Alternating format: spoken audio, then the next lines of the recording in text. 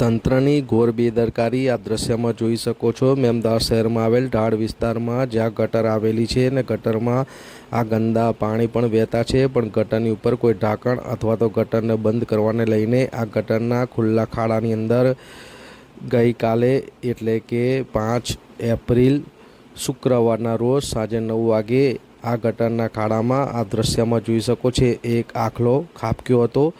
આખલો અંદર પડતા મોટી સંખ્યામાં લોકટોળા એકત્રિત થઈ ગયા હતા અને મહાજહેમતે આ આખલાને બહાર કાઢવામાં આવ્યો હતો, પણ તંત્રની ગેરબેદરકારીને લઈને અહીંના લોકોના જણાવ્યા મુજબ થોડાક દિવસ પહેલાં આમાં એક ગાડી પણ ખાબકી હતી, 4 વ્હીલર, જેને પણ આ રીતના માણમાણ કાઢવામાં આવી હતી। ત્યારે એક બાઇકવાળો પણ અંદર આ ખાડામાં પડતા બચી ગયો હતો।